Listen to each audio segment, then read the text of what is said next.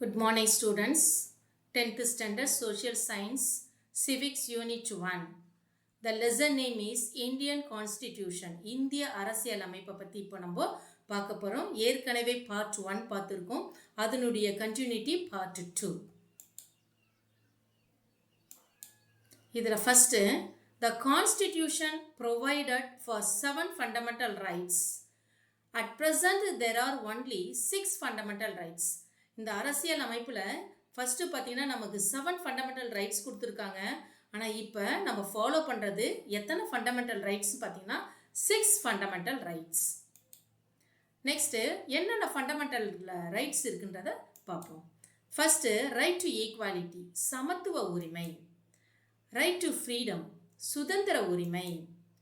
Right against exploitation, சுதந்திரத்திற்கு எதிரான உரிமை.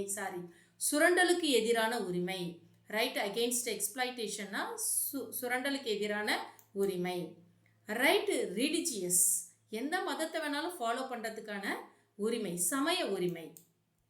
கல்ச்சுரல் அண்ட் எஜுகேஷ்னல் ரைட்ஸ், அதாவது கலாச்சார கல்வி கற்பதற்கான உரிமை. எந்த கலாச்சாரத்தையும் நம்ம ஃபாலோ பண்ணுவதற்கான உரிமை உண்டு. நெக்ஸ்ட் பார்த்தீங்கன்னா ரைட் டு கான்ஸ்டிடியூஷனல் ரெமிடிஸ், அரசியல் அமைப்புக்கு உட்பட்டு தீர்வு காணும் உரிமை. நெக்ஸ்ட்டு ஒரு ரைட்ஸ் இந்த ஃபண்டமெண்டல் ரைட்ஸ்லேருந்து எடுத்துட்டாங்க. எந்த ரைட்ஸ்ன்னு பார்த்தீங்கன்னா ரைட் டு ப்ராப்பர்ட்டி. இது ஆர்டிகல் 31 படி was deleted from the list of fundamental rights by the 44th Amendment Act 1978. 1978ல 44th அமெண்ட்மெண்ட்னா சட்ட திருத்தத்தின்படி இந்த right to property fundamental right லிஸ்டில் இருந்து எடுத்திருக்காங்க. நெக்ஸ்ட் பார்த்தீங்கன்னா ரைட் டு ஈக்வாலிட்டி, சமத்துவ உரிமை. இந்த ஆர்டிகல் 14 ஈக்வாலிட்டி பிஃபோர் லா, அதாவது சட்டத்தின் முன்பு அனைவரும் சமம்.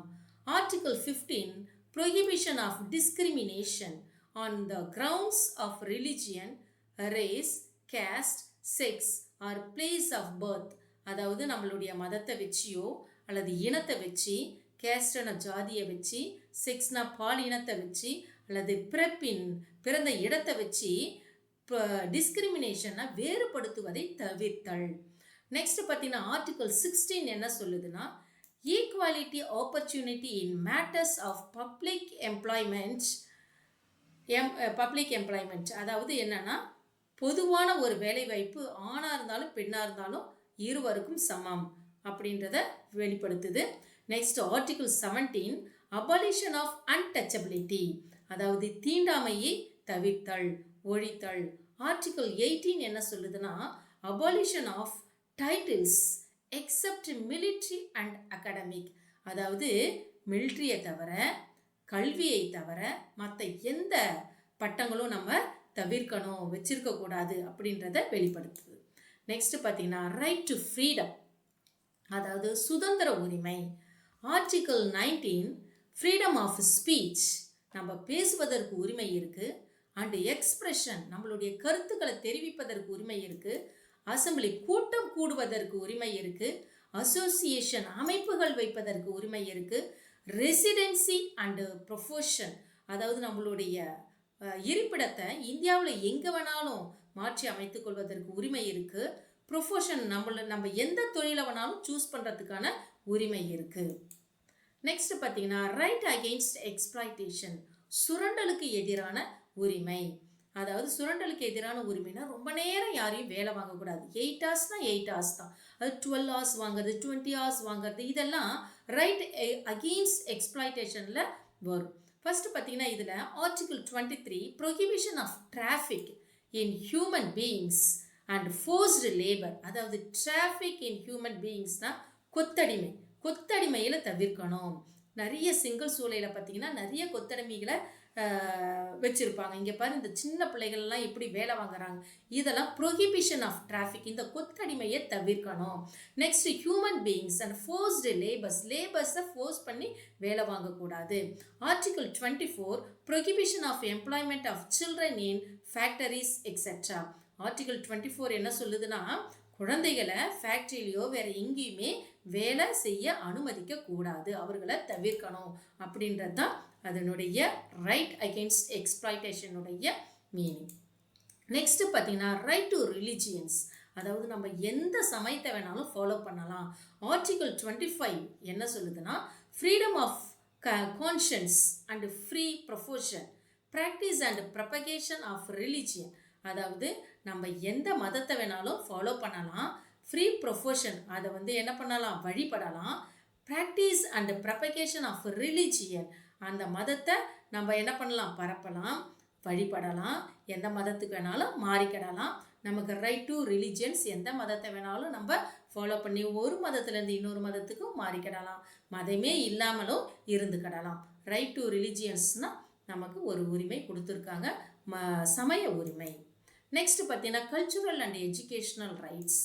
இதில் பார்த்தீங்கன்னா ஆர்டிகல் 29 ப்ரொடெக்ஷன் ஆஃப் லாங்குவேஜ், அதாவது நம்மளுடைய லாங்குவேஜுக்கு உரிமை கொடுத்துருக்கு, பாதுகாப்பு கொடுத்துருக்கு. ஆர்டிகல் 30 என்ன சொல்லுதுன்னா, right of minorities, script and culture of minorities to establish and administer educational institutions, அதாவது மைனாரிட்டிஸுடைய லாங்குவேஜை ஃபாலோ பண்ணலாம், அவங்களுடைய கலாச்சாரத்தை வந்து மெயின்டைன் பண்ணலாம், பாதுகாக்கலாம். அதுக்கப்புறம் வந்து அந்த minorities schools, institutions, education institutions ஏதாவது இருந்தால் நிர்வகிக்கலாம் அப்படின்றத சொல்கிறது தான் இந்த கல்ச்சுரல் அண்ட் எஜுகேஷ்னல் ரைட்ஸ். நம்மளுடைய லாங்குவேஜை பாதுகாக்கிறது, ப்ரொடெக்ஷன். ஆர்டிகல் 29 என்ன சொல்லுதுன்னா, நம்மளுடைய லாங்குவேஜை பாதுகாக்கிறதுக்கும் உரிமை இருக்குது. Next right to constitutional remedies, அரசியலமைப்புக்கு உட்பட்டு தீர்வு காணும் உரிமை. ஆர்டிகல் 32 என்ன சொல்லுதுன்னா, it allows the individual to seek redressal for the violation of their fundamental rights, தனிநபர் ஒருவருக்கு அவருடைய அந்த அடிப்படை உரிமைகள் பாதிக்கப்படும் பொழுது அவர் நீதிமன்றத்தை அணுகி தனக்கு நீதி வழங்குமாறு கோரலாம். புரியுதா? அதாவது ரைட் டு கான்ஸ்டிடியூஷனல் ரெமிடிஸ்னால் அரசியலமைப்புக்கு உட்பட்டு தீர்வு காணும் உரிமை. Next what is a writ? ரிட்னா என்ன? இது பார்த்தீங்கன்னா ஒரு 2 மார்க்கில் வரும், நல்லா படிச்சுக்கோங்க. A writ is an order or command issued by a court in writing under its seal, அதாவது இது நீதிமன்றத்தால் வெளியிடப்படுகின்ற கமாண்ட்னா ஒரு கட்டளை சொல்லலாம், இல்லை ஒரு ஆணைன்னு சொல்லலாம். It is in the nature of a command or prohibition from performing certain acts that are specified in the orders of the court, அதாவது சில சட்டங்கள் செயல்படாமல் இருப்பதற்காக நீதிமன்றத்தால் வெளியிடப்படுகின்ற ஒரு கட்டளை, ஒரு ஆணை, இதுக்கு பேர் என்னன்னா ரிட்டுன்னு சொல்கிறாங்க. அந்த கட்டளையில் நீதிமன்றத்தினுடைய சீல் இருக்கும். இந்த பிக்சரில் பாருங்கள், இந்த பிக்சரை பார்த்தீங்கன்னா இந்த நீதிமன்றத்தினுடைய சீல் இருக்கும் அப்படின்றத சொல்கிறாங்க. நெக்ஸ்ட் பார்த்தீங்கன்னா differences between fundamental rights and directive principles of state policy, அதாவது அடிப்படை உரிமைகளுக்கும் இந்த அரசு நெறிமுறையுறுத்தும் கொள்கைகளுக்கும் என்ன வேறுபாடுகள் இருக்குது அப்படின்னு பார்த்தீங்கன்னா, first fundamental rights it was derived from the constitution of the USA, அதாவது ஃபண்டமெண்டல் ரைட்ஸ்னால் அடிப்படை உரிமைகள் எங்கேருந்து பெறப்பட்டதுன்னா யூஎஸ்ஏலேருந்து, இந்த இடத்துல இங்கே இருக்குது யூஎஸ்ஏலேருந்து பெறப்பட்டதுன்னு சொல்கிறாங்க.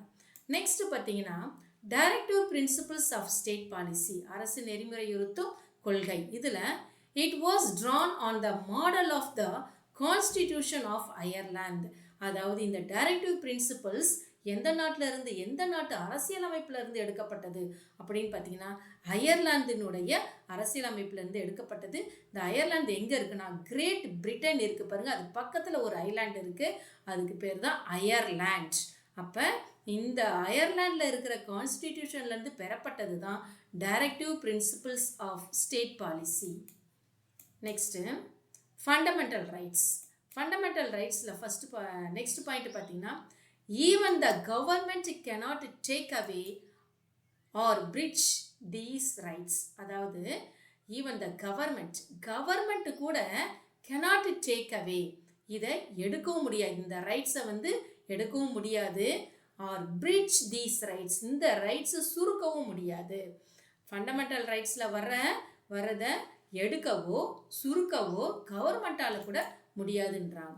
டைரக்டிவ் பிரின்சிபல்ஸ் ஆஃப் ஸ்டேட் பாலிசியில் these are mere instructions to the government.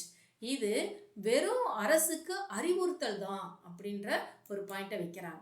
Next பார்த்தீங்கன்னா these are enforceable by a court of law. இது சட்டத்தால் செயல்படுத்த முடியும், அதாவது சட்டமாக்க முடியும். அதாவது நீதிமன்றத்தால் சட்டமாக்க முடியும்ன்றாங்க. இதில் டைரக்டிவ் பிரின்சிபலில் these are not enforceable in any court. எந்த கோர்ட்டாலும் எந்த நீதிமன்றத்தாலையும் செயல்படுத்த முடியாது. நெக்ஸ்ட் பார்த்தீங்கன்னா ஃபண்டமெண்டல் ரைட்ஸ். ஃபண்டமெண்டல் ரைட்ஸில் தீஸ் ஹாவ் லீகல் சேங்ஷன். இது பார்த்தீங்கன்னா லீகல் செக்ஷன்னா சட்டமாக பெறப்பட்டவை அப்படின்னு சொல்கிறாங்க.